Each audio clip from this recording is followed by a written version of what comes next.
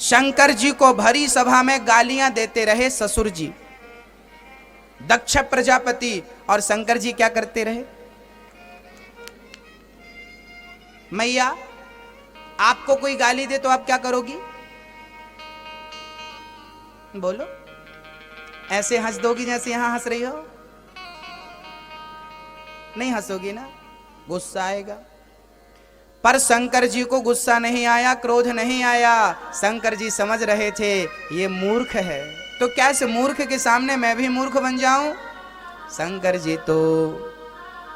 शंकर जी मुस्कुराते, शंकर जी को गाली देते गए ससुर जी, शंकर जी मुस्कुराते गए, मुस्कुराते गए, मुस्कुराते गए। भैया जिंदगी मिली है मुस्कुराने के लिए, प्रसन्न रहने के लिए, इसलिए प्रसन्न रहा करो। शंकर जी सिखाते हैं कि ससुर ने गाली दी फिर भी मैं प्रसन्न था, और आपके अपने गाली देते हैं तो आपका मुंह बन जाता है। बुरा मत मानो किसी की बात का। जब आपको कोई गाली दे तो ये समझ लो कि इसकी बुद्धि बिगड़ गई है, और विनाश काले विपरीत बुद्धि, इसके विनाश का समय नजदीक है। मैं अपना जीवन क्यों बर्बाद करूं? इसका जवाब दे करके जवाब भगवान देगा। याद रखना, सारे काम आप मत किया करो, कुछ भगवान के भरोसे छोड़ा करो।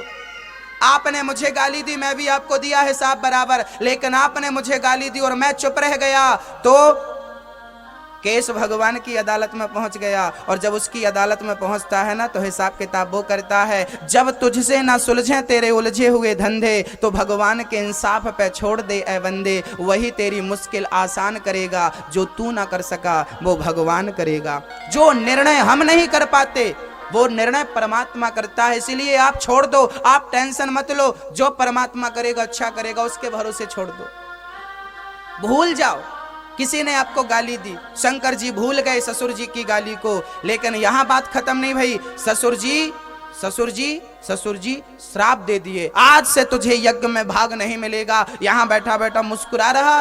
अच्छा, शंकर जी को गाली मिल रही थी और शंकर जी मंद मंद मुस्कुरा रहे थे। आपकी सास ना गाली दिया करे तो आप भी मुस्कुराया करो। मैया आप नहीं मुस्कुराती हो? हाँ, मुस्कुराया करो।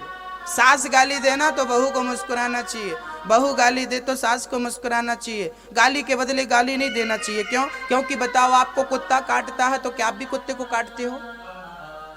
नहीं ना, इंजेक्शन लगा के अपना इलाज कर लेते हो। भाई कुत्ते ने हमें काटा और हम भी कुत्ते को काटेंगे तो कुत्ते में और हम में अंतर क्या रहेगा? आपको किसी ने गाली दी और आपने भी गाली दे दी तो उसमें और आप में अंतर क्या रहेगा? इसलिए अंतर बना के रखो, थोड़ा अंतर बना के रखो, उसके जैसे मत हो जाओ, है ना। और मैं तो कहा करता हूं कि मेरी बहनों को ना एक पुड़िया रखना चाहिए। हाँ, बहुत काम की ये पुड़िया है, मैं हर कथा में बांटता रहता हूं। ये पुड़िया हमारी बहनें लेती भी हैं। महाराज जी कौन सी पुड़िया? एक बहू आ गई मेरे पास, गुरुजी मेरी सास बहुत गाली देती है, कोई दवाई दे दो। गुरुजी सास बहुत गाली देती है, कोई दवाई दे दो।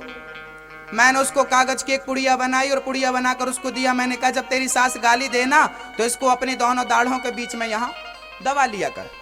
बोली ठीक है। उसने पुड़िया ले जा करके रख ली और जब सास गाली देने लगी तो पुड़िया अपने मुंह में दबा लिया। सास ने 1 घंटे तक नॉन स्टॉप प्रवचन दिए। बहू पुड़िया दबाने में इतनी बिजी थी कि कुछ बोल ना सकी। सास को लगा कि आज मैं अकेली भौंकी, ये क्यों नहीं भौंकी? हो सकता है इसको सुना ही ना पड़ा। दूसरे दिन सास ने फिर बहाना ढूंढा झगड़ा का, फिर बोलने शुरू भई। बहू ने फिर पुड़िया दबाई। सास बेचारी आधा घंटे में थक गई, अकेली कब तक चिल्लाए? भौंकने का मजा तब है जब सामने से रिस्पांस मिले। तीसरे दिन सास ने फिर चिल्लाना शुरू किया, बहू फिर पुड़िया दवाई। बेचारी 15 मिनट में ठंडी पड़ गई। और चौथे दिन तो 5 मिनट में, और 5वें दिन तो गजब हो गया। 5वें दिन सास पहुंच गई, बेटा बेटा तुम मेरी बहू नहीं हो, तुम मेरी बेटी हो, गले से लगा लिया।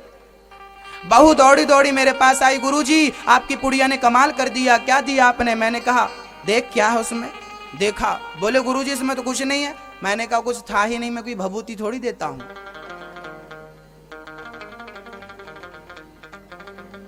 तो बोली गुरुजी मेरी सास मां कैसे बन गई? मैंने कहा मेरी बहन इस पुड़िया के कारण तेरी सास मां नहीं बनी। मैं तुझसे कहता कि सास गाली दे और तू चुप रहना, तेरे से चुप रहना आता नहीं है, इसलिए मैंने काम दे दिया कि चल पुड़िया दबा। सास गाली देती गई और तू चुपचाप सुनती गई, सुनती गई, सुनती गई, तो परिणाम ये हुआ कि सास को आगे बढ़कर के तुझे गले से लगाना पड़ा। देख, सास गाली देती गई और तू चुपचाप सहती गई, तो सास के अंदर परिवर्तन हो गया कि नहीं?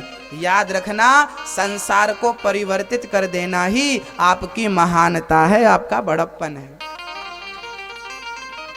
संसार को बदल देना, स्थिति परिस्थिति को बदल देना, सोच को विचारधारा को बदल देना आपकी महानता। मत दीजिए गाली, चुपचाप रहिए, सुन लीजिए, बर्दाश्त करिए, गाली सहन कर लीजिए, महान बन जाएंगे आप।